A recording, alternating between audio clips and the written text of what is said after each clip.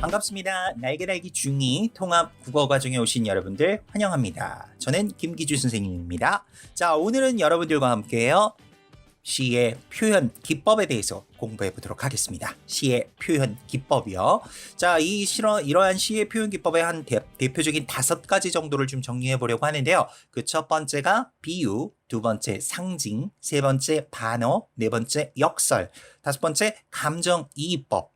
이렇게 해서 5가지 정도의 표현법을 오늘 정리해 보려고 해요.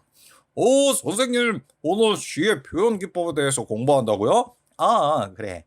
그럼 빨리 시작할까요?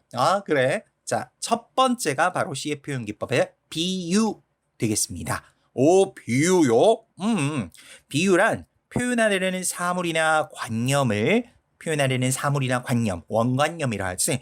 이것과 유사한 다른 사물이나 관념, 다른 사물이나 관념을 유사한 다른 사물이나 관념은 보조관념이라고 하는데, 이런 보조관념에 빗대어 표현하는 방식을 비유라고 하는 거예요. 표현하려는 사물이나 관념을 그것과 유사한 다른 사물이나 관념에 빗대어 표현하는 방식을 비유라고 하는 거죠. 좀 짧게 얘기하면 원관념을 보조관념에 빗대어 표현하는 방식을 비유라고 하는데, 이런 비유는 원관념과 보조관념 사이의 유사성에 의해서 성립이 되는 거예요. 그래서 오늘은 선생님과 대표적으로 비유의 직유법, 은유법, 의인법에 대해서 공부해 보도록 하겠습니다.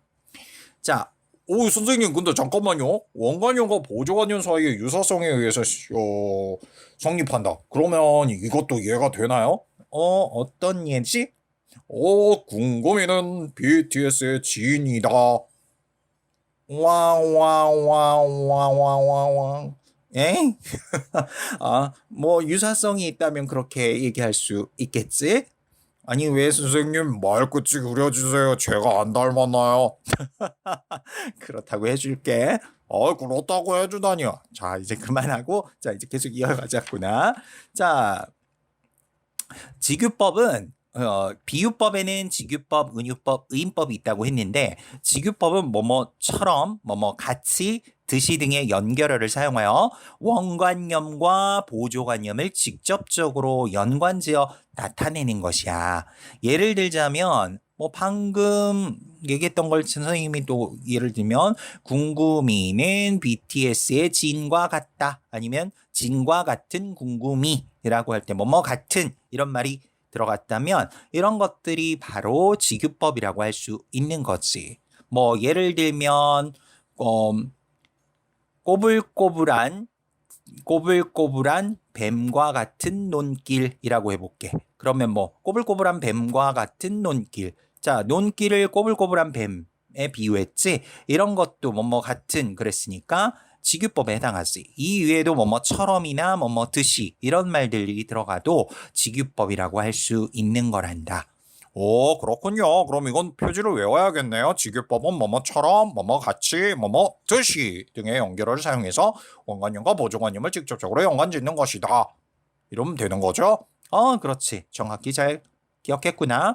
자, 은유법으로 넘어가 볼게요. 은유법은 직유법처럼 뭐뭐처럼 같이 듯이와 같은 그런 연결어가 없이 원관념과 보조관념을 A는 B다처럼 나타내는 방식의 표현법을 은유법이라고 하는 거야. 뭐 예를 들면 내 마음은 바다이다 라고 하면 내 마음은 바다이다. 내 마음이 A고요. 바다가 B가 되는 거죠. 그래서 A는 B다. 이렇게 연결 짓는 것을 우리가 은유법이라고 하는 거지. 다음 마지막으로 의인법이라는 것이 있는데 의인법. 궁금이는 뭔지 아니? 알죠. 의인법은 사람이 아닌 것을 사람처럼 표현하는 거잖아요. 그렇지. 의인법은 사람이 아닌 사물이나 관념을 사람인 것처럼 표현하는 것을 말하는 거야. 뭐 예를 들면 산이 소리도 없이 내게 다가와 속삭였다. 뭐 이런 표현이 있다고 해봅시다. 산은 무생물인데 소리도 없이 다가왔고 속삭였다. 이런 것이 사람처럼 표현했기 때문에 이런 것들을 의인법이라고 하는 거란다. 의인법은 쉬워요. 그 다음 이제 시의 표현 기법에서 우리 지금 비유의 비유의 하위 항목으로 직유법, 은유법, 의인법 공부했고 두 번째로는 상징이라는 것을 공부해 보게 될 텐데 상징은 좀 다른 점이 보조관념만 나타난다는 거야. 앞쪽에 우리 비유를 공부할 땐 원관념과 보조관념이 함께 나타나는 반면에 상징은 보조관념만이 나타나 있다는 거지. 그래서 대체적으로 원관념은 숨기고 보조관념으로만으로 나타나기 때문에 조금은 어렵게 느껴질 수 있지. 이런 상징에는 관습적 상징이라는 게 있고 개인적 상징, 원형적 상징이라는 것이 있어. 오, 말이 어려운데요. 관습적 상징? 이건 뭔가요? 관습적 상징이란 오랜 세월 동안 사용되었기 때문에 우리가 관습적으로 누구나 그렇다고 인정하고 있는 보편화된 상징을 얘기해. 뭐 예를 들면 비둘기 그러면 평화의 상징이라고 할 수 있지. 그 다음에 뭐 백합 이런 뭐 순결의 상징 이런 것들이 대표적인 관습적 상징이라고 하는 거야. 오, 그렇군요. 그럼 개인적 상징은요? 이건 현대시에서 가장 많이 사용되는 방식인데, 시인 개인이 독창적으로 창조해낸 상징이라고 할 수 있겠지. 뭐, 윤동주님의 십자가라는 시에서 보면 십자가가 등장하는데, 여기서 십자가는 단순히 기독교라는 종교를 상징한다기보다는 십자가에서는 자기 희생, 일제치하란 암담한 시대 상황 속에서의 자기 희생을 의미하는 개인적 상징으로 사용됐다라고 있는 거지. 오, 좀 어려운데요? 그렇지. 상징은 그냥 단순히 그 단어 하나만 가지고 파악해내긴 좀 어렵고 전체적인 문맥이라든가 그 시어가 쓰인 주변의 앞뒷면을 좀 확인을 해서 의미를 이끌어내야 하기 때문에 조금은 어려울 수도 있을 거야. 또는 작가가 살았던 시대 상황이나 뭐 이런 그 작가의 가치관 이런 것들에 좀 이런 것들에 조금 더 중점을 두고 감상을 한다면 좀 더 쉽게 상징을 알아낼 수도 있지. 좀 어렵긴 하겠네요. 그럴 수 있겠지. 자, 다음이 원형적 상징이라는 건데, 이런 것들은 역사나 문학, 종교 등에서 되풀이되어서 나타나서 인류에게 유사한 정서나 의미를 불러일으키는 상징을 의미하는 거라고 할 수 있어. 뭐, 대표적이면 물이라는 것이 뭐 생명력, 탄생, 그 다음 정화란 말은 깨끗하게 된다는 거지. 뭐 이런 것들의 원형적 상징을 가진다고 하는 거야. 그런데 뭐 우리가 알아둬야 될 건 주로 이제 시에서는 개인적 상징으로 많이 사용이 된다는 것이기 때문에 이런 것들은 개인이 독창적으로 창조해낸 상징이다. 이렇게 보면 될 수 있겠지. 자, 이제 세 번째 표현법으로 넘어가 보도록 할게. 네. 세 번째 표현법은 반어인가요? 그렇지. 반어란 실제로 내가 표현하고자 하는 의도와 반대로 진술하는 것이야. 실제로 표현하고자 하는 것과 반대로 진술한다고요? 그게 무슨 소리죠? 내가 표현하려는 속마음과는 다르게 겉으로는 반대로 표현한다는 거지. 뭐 예를 들면 사랑하는 사람이 떠나. 그런데 그래 가버려 라고 하지만 속으로는 붙잡고 싶은 마음이 정말 굴뚝 같아요. 근데 자존심을 세운다고 일부러 가버려 라고 했지만 속으로 제발 가지마 뭐 이런 마음이 있는 거죠. 그럴 때 우리 반어라고 하는 거고요. 뭐 예를 들어서 지난번에 궁금이 너 지각했던 거 기억하니? 선생님은 그런 걸 꼭 기억하세요. 정말. 기억은 하죠. 그래 그때 선생님이 했었잖아. 무슨 말 했지? 선생님이 그때, 궁금이 참 일찍도 왔구나, 라고 했어요. 그랬지. 그게 뭐 바로 반어야. 그렇군요. 전 정말 일찍 왔구나, 라고 해서 진짜 일찍 온 줄 알았는데 그게 아니었나요? 상대에게 좀 더 미안함을 불러일으키고 또 늦게 왔다는 걸 강조하기 위해서 반대로 얘기한 거지. 자, 이런 것들이 우리가 표면적인 것과는 의미와 반대되로 표현을 반어법이라고 하는 거지. 자, 잘 알겠니? 네.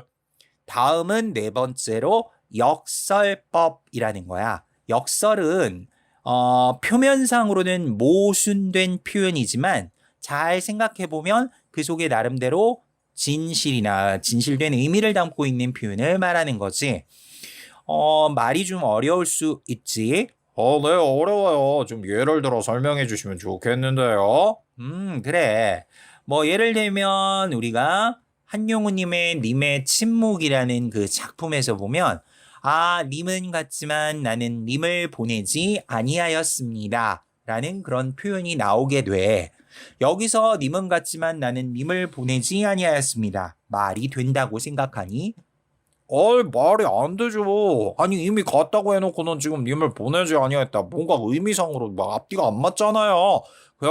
앞뒤가 정말 안 맞는데 이건 모순이잖아요. 그러니까 역설 맞죠? 그렇지. 바로 이런 것들이 역설법이야. 역설법은 반어와 다르게 의미상이나 문법상의 하자가 있는데 보통 이렇게 의미상의 모순, 충돌이 일어나게 되지. 같지만 보내지 아니하였다. 뭔가 앞뒤가 맞지 않는 이야기이기 때문에 이런 부분이 바로 대표적인 역설법이라고 할 수 있는 거란다. 그렇군요. 그럼 반어와 역설은 구분할 때 어떻게 하나요? 반어는 자기가 표현하려는 것과 반대로 표현했기 때문에 그냥 그 문장이나 표현 자체에는 문제가 없어. 하지만 역설은 보통 표면적으로 봐도 의미상이나 문법상의 모순이 있지. 뭐 예를 들면 여기서도 님은 같지만 님을 보내지 아니했다. 갔는데 보내지 아니했다. 의미상의 뭔가 모순이 있지. 앞뒤가 안 맞는다는 거지. 이런 것들이 역설이라고 할 수 있는 거야. 그러니까 의미상으로 뭔가 표현상으로 모순된 표현이 나오면 역설이라고 할 수 있겠네요. 그렇지. 이제 마지막으로 감정이입에 대해서 공부해 보도록 할게. 감정이입이란 감정을 이입 집어넣었다는 건데 시 속에서 시의 화자가 또는 작가가 자신의 감정을 어떤 특정 대상에 집어넣어서 마치 그 대상도 그렇게 느끼고 생각하는 것처럼 표현하는 방법을 감정이입이라고 하는 거야. 뭐 예를 들어서 우리가 시를 하나 예를 들어 볼게. 네. 김소월의 산유화라는 작품이 있는데 이 작품에서는 산에서 우는 새여 꽃이 좋아 산에서 사노라네 이런 이런 부분이 나오는데 산에서 우는 작은 새여 꽃이 좋아 산에서 사노라네. 꽃이 좋다. 사실 새의 마음까지 들여다볼 수 있는 건 아니지 않니? 물론이죠. 그런데 새가 꽃이 좋아 산에 산다. 그건 시의 화자가 그런 마음이 있어서 그렇게 표현한 거 맞죠? 그렇지. 그러니까 꽃이 좋아 산에서 사노라네 산에서 우는 작은 새여라고 했을 때 시적 화자가 바로 자신의 그런 어떤 마음을 작은 새에 이입해서 표현했다. 이런 부분이 바로 감정이입이라고 할 수 있는 거란다. 그렇군요. 5가지를 다 공부를 하긴 했는데 빠르게 지나간 것 같아요. 좀 그렇게 느낄 수 있지? 오디오 강의니까 반복해서 여러 번 듣다 보면 완벽하게 소화할 수 있을 거란다. 네. 그러면 우리가 자 작품 속에서 지금 확인해 봤을 때 시적 시의 표현 방법에 대해서 공부해 봤는데 뭐 여기서 역시 팝 퀴즈 한번 전개해 보도록 할게요. 네, 밥 퀴즈 좋아요. 자, 다음 시구에 사용된 표현 기법이 무엇인지 단답형 주관식이니까요. 공부한 표현법들을 바탕으로 해서 답을 해보시면 좋겠습니다. 김동명님의 파초라는 시를 읽어드릴 텐데요. 잠깐 들어보시죠. 조국을 언제 떠났노? 파초의 꿈은 가련하다. 남국을 향한 불타는 향수. 너의 넋은 수녀보다도 더욱 외롭구나. 김동명님의 파초라는 시의 일부인데요. 이 작품 속에서는요. 파초란 남국에서 자라는 잎이 넓은 식물인데요. 조국을 언제 떠났노? 파초의 꿈은 가련하다. 남국을 향한 불타는 향수. 너의 넋은 수녀보다도 외롭구나. 자, 여기 쓰인 표현법 무엇일까요? 힌트를 드리자면 비유법 중에 하나가 있어요. 선생님 힌트가 너무 큰데요. 비유면은 직유법, 은유법, 의인법 중에 하나잖아요. 그렇긴 하지. 자, 우리 친구들, 우리 학생들도 한번 맞춰보시겠어요? 자, 3초의 기회를 드릴게요. 1초, 2초, 3초. 자, 궁금이는 답이 뭐라고 생각하니? 저는 너의 넋이 뭐 수녀보다 외롭다. 설무실 파초가 넋이 있을 리가 없죠? 그런데 거기 넋이라고 그랬으니까 이거 의인법 같아요.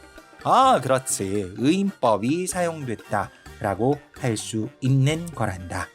자, 그러면 두 번째 문제 표현법 문제 나갑니다. 이것도 단답형 주관식인데요. 자, 다음 들려드리는 식 구절을 듣고 여기에 쓰인 표현법이 무엇인지 답을 해주시면 됩니다. 자, 모란이 피기까지는 나는 아직 기다리고 있을 테요. 찬란한 슬픔의 봄을이라고 했는데요. 자, 이 구절에서 쓰인 표현법이 무엇인지. 모란이 피기까지는 나는 아직 기다리고 있을 테요. 찬란한 슬픔의 봄을. 자, 여기서 뭐가 사용됐다라고 할 수 있을까요?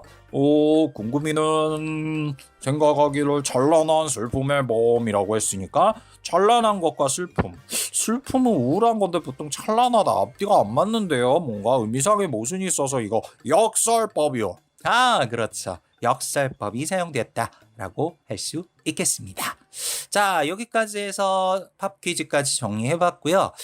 조금 짧은 시간에 좀 많은 표현법들을 공부하다 보니까 아마 조금 어렵게 느꼈을 수도 있을 것 같은데요. 아까도 말씀드렸지만 오디오 강의의 특성상 반복해서 들을 수 있다는 또 장점이 있잖아요. 그렇기 때문에 여러분들 반복해서 잘 들어주시기를 바라겠습니다. 온전히 자기 것으로 만드시면 더 좋겠죠? 자, 그럼 저는 또 다음 강의에서 뵙도록 하겠습니다. 수고하셨습니다.